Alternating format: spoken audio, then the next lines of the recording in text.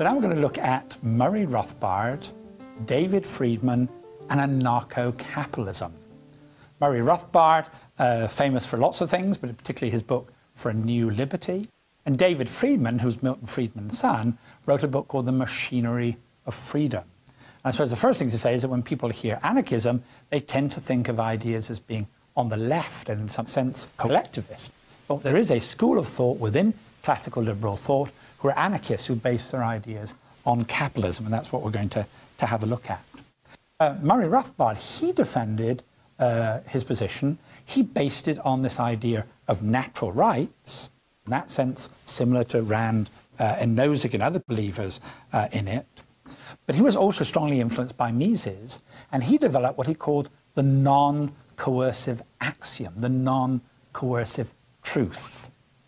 It is always wrong to use force except in self-defense. It's always wrong to use violence except if you're protecting yourself against somebody who's trying to use violence against yourself. He says that's the principle we should use to establish what government should do.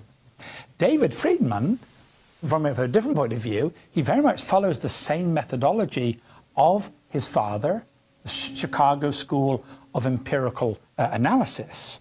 He says we answer this question by comparing what's the relative efficiency of leaving things to the market and what's the relative efficiency of leaving it to the government.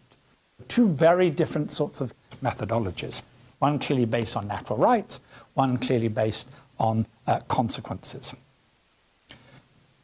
Why do they think the government should be limited? In fact, they go beyond that. They believe there should be no state at all.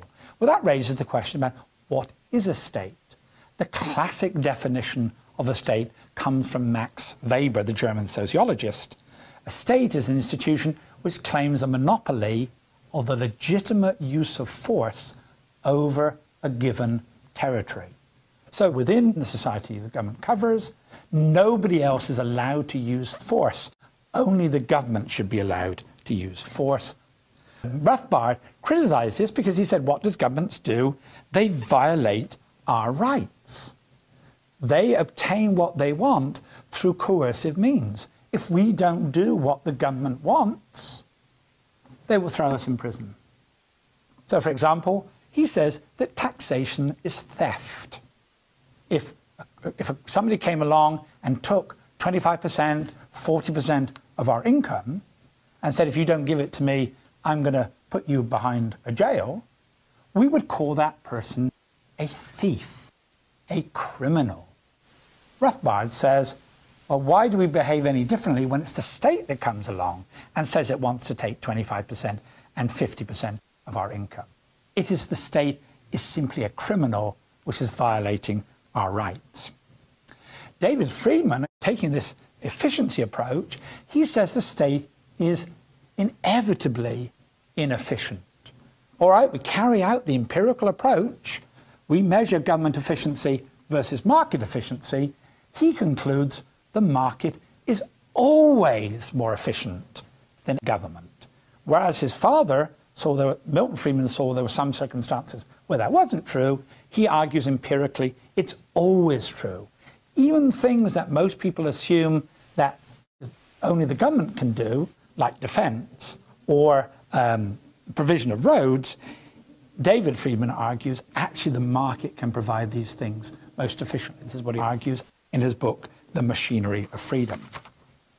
So they conclude that the best society is one of anarchy, one without any government at all.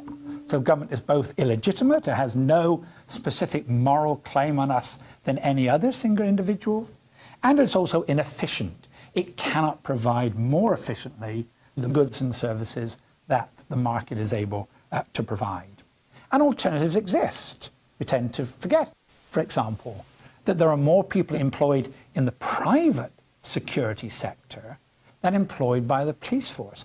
Most people are protected by private institutions, not the police. We just tend to ignore that.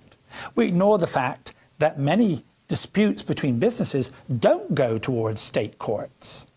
That in fact, many business disputes are settled in private arbitration courts because state courts are so slow, they're so inefficient, they're so unreliable, many businesses would prefer to use private arbitration agencies to do this. So they think that there are other alternatives to the state provide these goods. And they also argue, all right, suppose you do believe in something like a minimal state. If you create a minimal state, it will never stay minimal. It will be unstable. And it will either have to go in one direction, which is the most likely, it will start as a minimal state and then it will grow and it will grow and it will grow and it will grow, or, which is what they favour, let's go to anarchism of having no state whatsoever.